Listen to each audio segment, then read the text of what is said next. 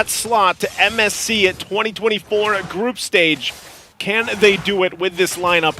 Signature picks all around. ENTITY7 will have to do something great here to take it further. Already mid lane though. Zorn should be fine. This is one of the interesting things with the Cho currently too. Gets a little bit of extra damage on those basic attacks. 180% rather. Look at him just battling out with Erwin.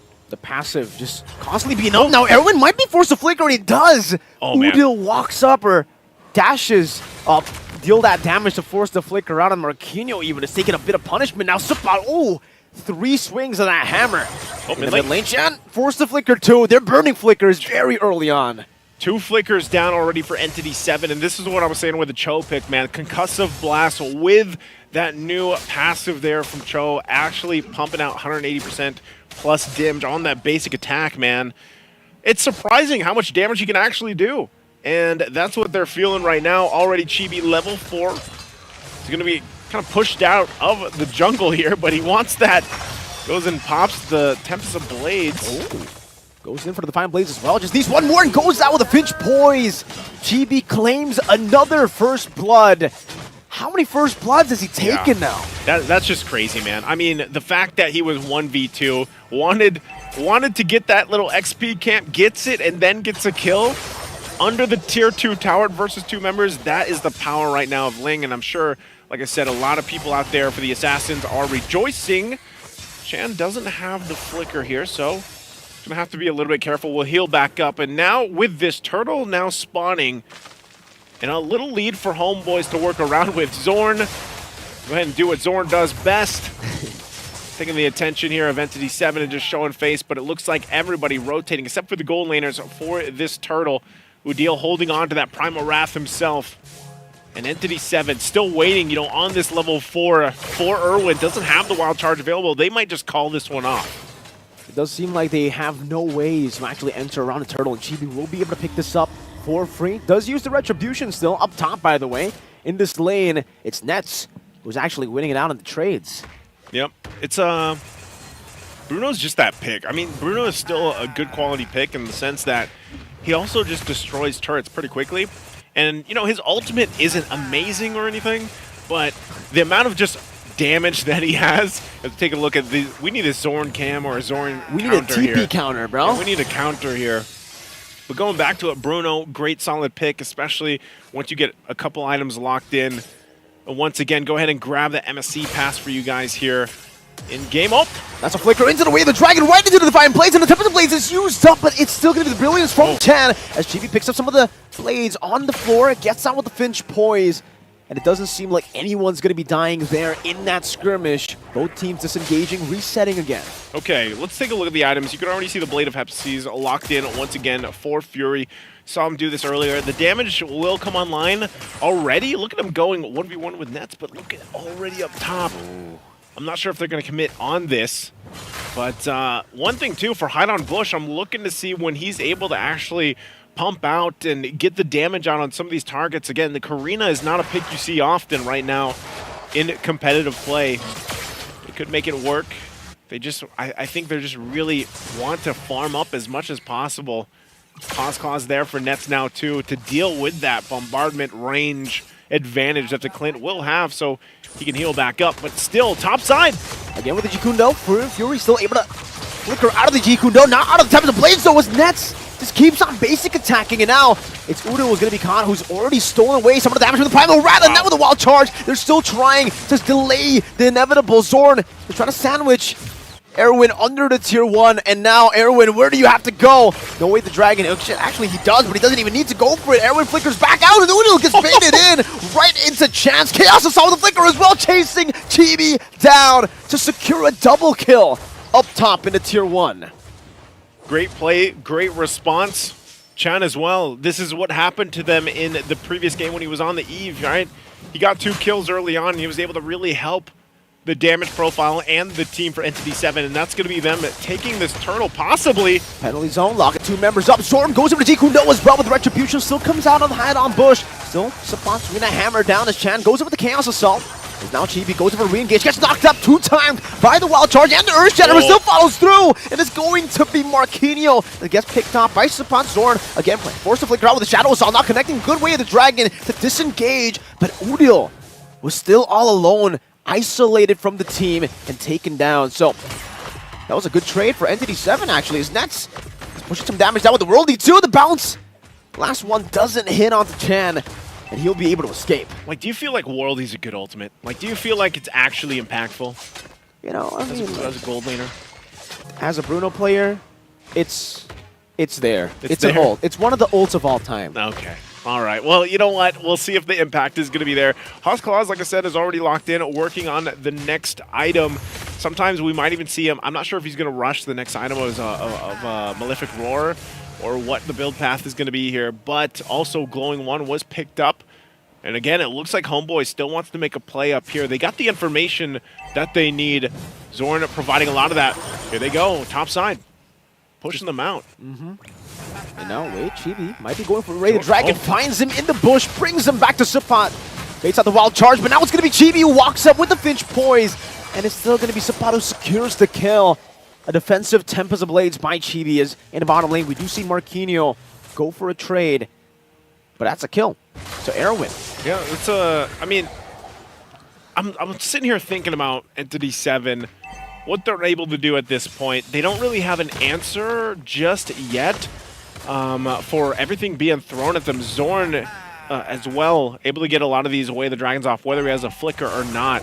Hide on bush, like I'm still waiting to see this Karina come through in the damage department. Chan has been doing a lot of it, and I think, you know, you just buy time for Fury to go ahead and get the items that he needs. So they have to buy some more time, and right now it looks like, you know, they want to battle out for this third turtle.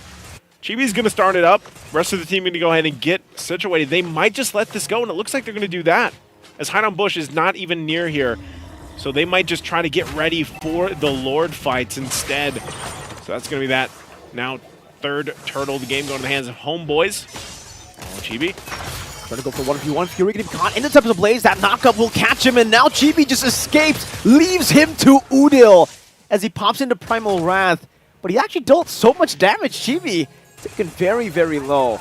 Sky Piercer already, though. Second item as he completes the Berserker's Fury first. Yep. So already at that point, you know, this is where it gets very threatening. Berserker's Fury allowing him to do a lot of this crit damage and get that off. Zorn, though, Marquinhos, I don't think he's going to pull the trigger on this. The rest of the team coming up.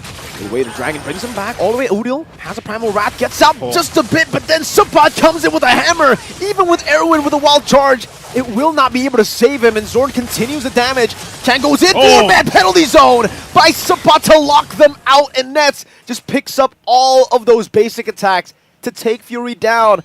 Again, he just respawned Naisu, and it seems they're also going to be able to take the tier 2 up top as well as down below. As Udil just zones Chan away from his own base. That was crazy. Like, at that point, when he got that 4-man penalty zone off too, he just gets the Winter's Crown. And, you know, he was ready for that initiation. And it just looks like ENTITY7, they don't have an answer right now. I mean, even Hide on Bush has not been able to do really much anything on the Karina pick at this point. And it looks like they're just going to go ahead and have to turtle up in their base on the defensive and hope that there's enough time to build up here. Because even if they get some type of set, who are they going to set up? Looking at the replay here again, you're going to see it. The hammers come down. The penalty zone is about to be dropped. Boom. Even using that Winter's Crown. Boom. Gets multiple members. They follow on through. Winter's Crown, by the way. Yeah, that's what I was mentioning. He got the Winter's Crown just to pop the freeze, you know? Was that more just like freestyle? It didn't look like he needed it. It did. I feel like he didn't need it, but he was prepped and he readied it, right? So, like, interesting, because Sapat, he even just has an Athena shield, so he's like, my job is literally just to jump in penalty zone. That's it. He doesn't even have any, like, usually we see a Fury Hammer, right? Like, at least a Fury Hammer. He has nothing. He knows that he's just playing the enabler role here in game number 4. Udil picks up. Chibi Retri did, but you know, Udil picked it up. Retri got Udil. You know, they're having a battle amongst themselves, I guess, you know? But, yeah, I think part of this is just... And this is crazy. Damage dealt. He's second with this defensive build for Sapat, who, is somehow a second in damage. That's the base damage, man. That's the base That's damage. This is the different type of Rizzler you guys are seeing right now. Damage taken too. Like I said, Entity7, you know, Irwin is trying to do his best, but even if you get some type of setup, I just feel like they don't have enough in terms of damage, which is weird because you're talking about a Lunox who had 2 early kills, but they're lacking in the department of where's the Karina? Where can you pump out the damage you're looking for in the jungle? But they're going to find themselves on the defense. Nice Guardian's Bear. Shields are going to pop though. So, man, the Holy Defense was already baited down in the mid lane and the bottom lane as well now. And that Cannon just goes in towards the base turret. They're going to be able to take that away. Penalty zone by Symphon. Only on to 1. The Winter Crown saves him for a bit as Marquinhos pops in Primal right in the back line. What happened to Chibi, who dove in way too deep, gets picked off, and now it's Symphon and Chibi taken out. Now a full re-engage coming in from Chan as he pops into Brilliance, flickers forward. 3 members down, traded in for a base turret in the mid lane. Hey, that's Entity7 answering the question. I was like, where is the Karina?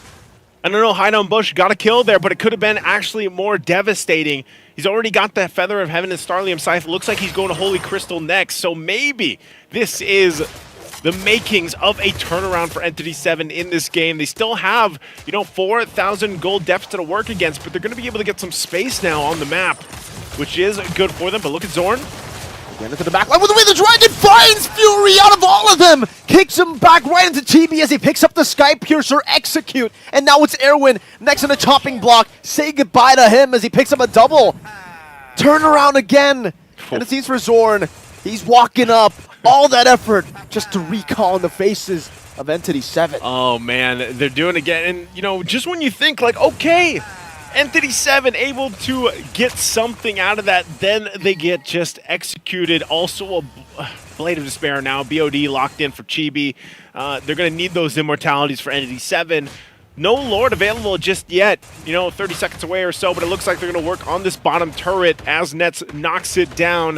This is what Bruno's really good at too, just decimating these turrets, getting them down quickly.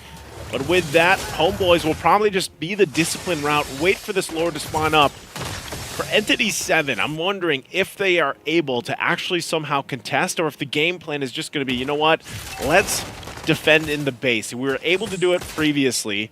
Chan hasn't died yet, playing really well with the Brilliances that's available with this Lunox. Does just pick up the Wishing Lantern, so maybe the plan for Entity7 is really to find a pickoff if they can. It looks like they are venturing outside of the base.